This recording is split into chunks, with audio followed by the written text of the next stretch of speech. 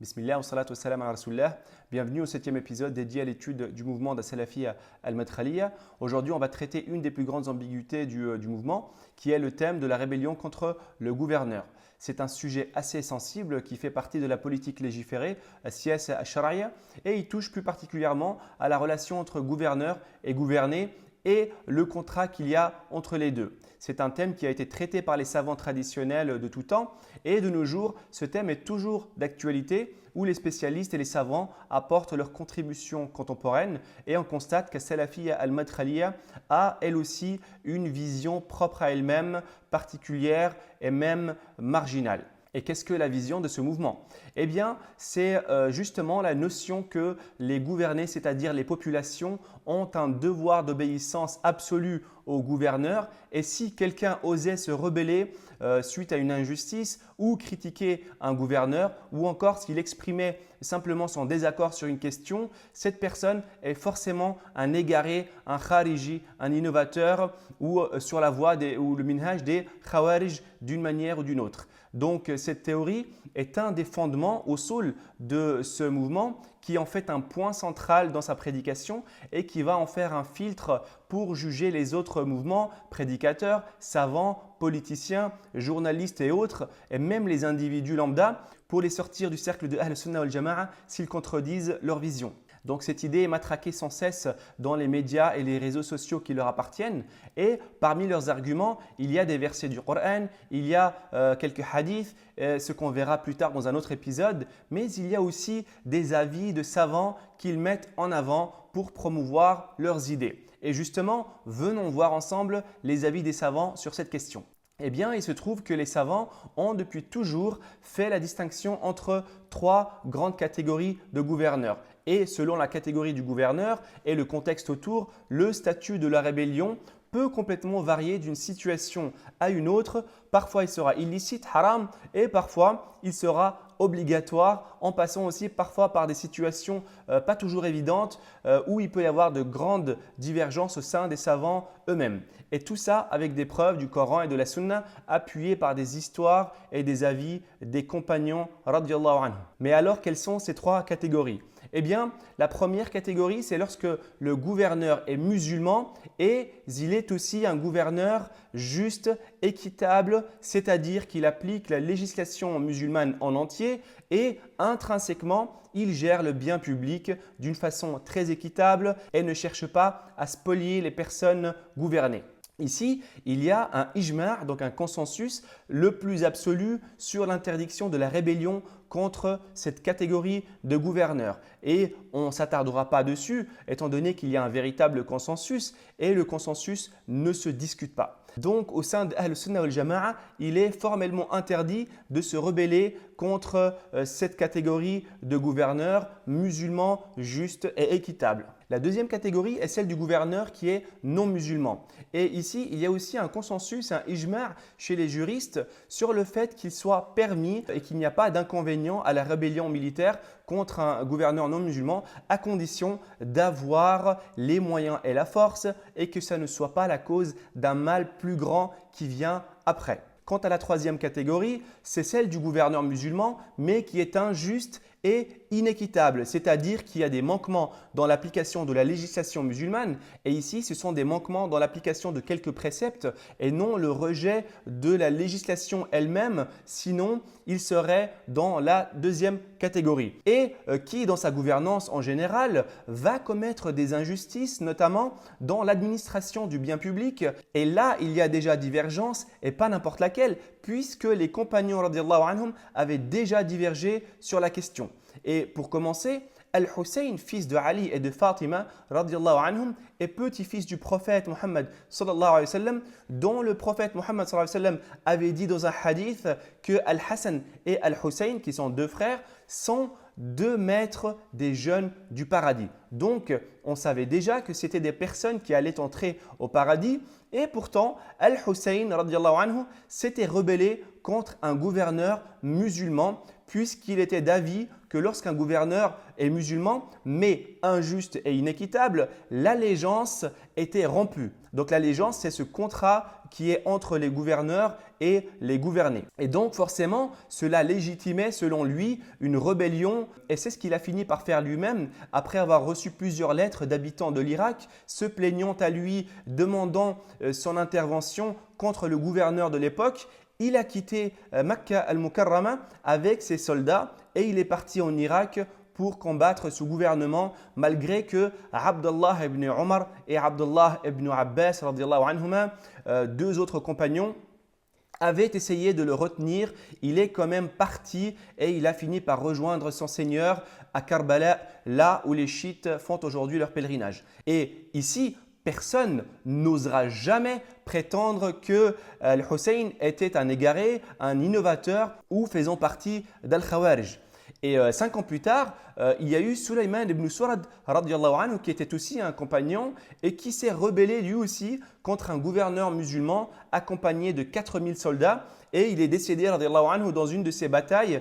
Et d'ailleurs, dans son armée, il y avait le fameux savant Faqih Saïd ibn Jubayr, le plus grand élève d'Ibn Abbas anhu, qui s'en sortira indemne et qui se fera exécuter un peu plus tard par le gouverneur Umayyad al-Hajjaj ibn Yusuf. Et il y a encore l'histoire de Abdullah ibn Muti', un compagnon aussi, qui a pris le pouvoir à Médine après que la population s'était rebellée contre le gouverneur injuste. Donc voici 3 compagnons du prophète sallallahu alayhi wa sallam qui se sont rebellés militairement contre des gouverneurs musulmans du califat Umayyad qui étaient d'ailleurs bien meilleurs que les gouverneurs d'aujourd'hui et tout ça sans que personne à travers l'histoire ne les traite ou n'ose les traiter de quoi que ce soit, ni d'égarés, ni d'innovateurs, ni autre accusation. Et on sait ici qu'Al-Madakhila vont parfois esquiver en disant que oui, mais c'était des compagnons et nous n'avons pas leur niveau. Et évidemment que ce n'est pas la question, il s'agit ici de simplement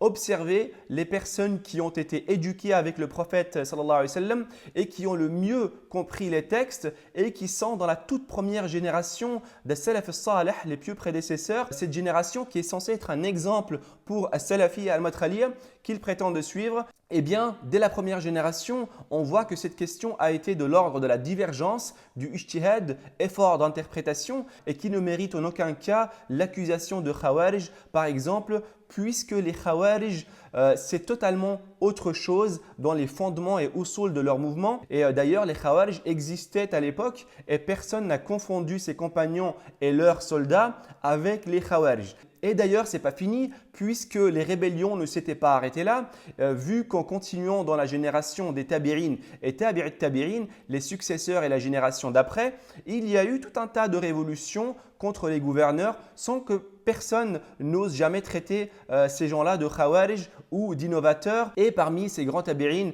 qui s'étaient révoltés, il y avait Ibn al-Ash'ath, al-Sha'bi, Abdurrahman ibn Abi Layla, Saïd ibn Jubayr, qui comme on a dit était le plus grand élève d'Ibn Abbas radiyallahu anhu. Et plus tard à travers l'histoire, il y a eu énormément de batailles et de révoltes pour le pouvoir sans que mouvements et individus ne soient taxés de Khawarij par les savants de l'époque. Et cet avis est en fin de compte celui de plusieurs savants qui mettent certaines conditions comme notamment la nécessité d'avoir les moyens et la force d'évincer ce gouverneur et que ça ne soit pas la cause d'un mal plus grand qui viendrait après ou qu'il y ait une grande fitna comme une guerre civile ou autre. Et parmi ces savants, il y a le fameux Al-Hafidh ibn Hajar al-Asqalani qui dit dans Fath al-Bari, le fameux Fath al-Bari, et je vous laisse en lien ici-bas la page exacte du livre, il dit Ibn Tin rapporte selon Ad-Daoudi qui dit « Les savants disent à propos des émirs, donc les gouverneurs injustes, que s'il y a possibilité de les évincer sans fitna ni injustice, ça devient une obligation. Et si ce n'est pas possible, l'obligation est de patienter. » Et d'autres savants disent qu'il n'est pas permis d'accepter un gouverneur dès son arrivée si c'est un pervers, c'est-à-dire qu'il y a des grands péchés visibles. je ferme les guillemets. Donc Ibn Hajar ici évoque carrément l'avis qui prône l'obligation de la révolte contre un gouverneur injuste si les conditions sont là. On a encore Ibn Hazm qui cite une très grande liste de compagnons radiyallahu anhum et de savants qui sont d'avis à ce qu'il soit obligatoire de condamner le blâmable et de le repousser avec l'épée lorsqu'il n'est plus possible de le faire avec la parole. Et il s'agit de l'amr bil ma'ruf wa nahy anil munkar, donc le fait d'ordonner le bien et condamner le blâmable à tous les plans de la société, même vis-à-vis du gouverneur, comme on peut dire dans cette page que je vous mets en lien ici-bas de son livre Kitab al-Fasli fil Milal wal Ahwa'i wal Nihal. Et on voit ici que ce n'est pas du tout un avis marginal et que la liste des savants de cet avis est très longue et il cite même dans cette liste l'imam Abu Hanifa, Malik, Shafi'i, ce que les matralis ne vous diront jamais. Et pour finir, il ne s'agit pas ici de chercher à trouver l'avis le plus juste, mais de simplement écarter l'idée que toute personne qui se rebelle contre un gouverneur est forcément un innovateur ou un égaré. Alors certes, il y a des savants qui penchent vers la non-rébellion envers le gouverneur musulman injuste afin de préserver les sociétés et l'intérêt général, l'intérêt public. Et ces avis sont devenus importants surtout après les 3 premières générations et on peut dire que c'était déjà l'avis de certains compagnons radiyallahu anhum qui ont évité les guerres civiles, al-fitan qu'il y a eu à l'époque de l'imam Ali et qui n'ont pas pris parti comme Sa'd ibn Abi Waqqas, Abdullah ibn Omar ou encore Usama ibn Zayd. Et c'est aussi l'avis de l'imam Ahmad ibn Hanbal qui prône la patience envers le gouverneur musulman injuste, suivi plus tard par Ibn Taymiyyah et An-Nawawi. Et ces avis-là sont très partagés par As-Salafi al-Madkhaliya et on constate au passage qu'ils font ici 3 grandes erreurs. Eh bien, premièrement, ils ne citent jamais l'autre avis qui est quand même conséquent et qui va permettre de ne pas taxer d'innovateurs ou de khawarij les personnes qui se révoltent et les garder au sein de Ahl Sunnah wal Jama'a. Deuxièmement, ils vont très souvent mettre en avant cet avis qui concerne à la base des gouverneurs musulmans sur des gouverneurs qui sont clairement non musulmans, comme nous avions dit dans les épisodes précédents où le Cheikh Ibn Baz, par exemple, avait rendu mécréants plusieurs présidents arabes. Troisièmement, le mouvement a tendance à mettre dans le même sac la rébellion militaire contre un gouverneur et le fait d'exprimer simplement son désaccord qu'il considère comme un signe de rébellion alors que c'est totalement différent, ce qu'on verra dans les prochains épisodes. Pour conclure, on voit ici comment As-Salafi al-Madkhaliya va toujours omettre, cacher des avis importants et des histoires des salafs, des pieux prédécesseurs, pour mettre en avant d'autres avis et histoires qui poussent à l'obéissance aveugle et qu'on raconte d'ailleurs d'une manière partielle et qu'on répète sans cesse pour en faire un matraquage cérébral qui mène à la manipulation. Et c'est exactement la même méthodologie avec les dalils et les preuves du Coran et de la Sunna où certains textes vont être mis en avant et d'autres pas du tout, ce qu'on verra plus tard. Rendez-vous au prochain épisode et à très bientôt, Inch'Allah.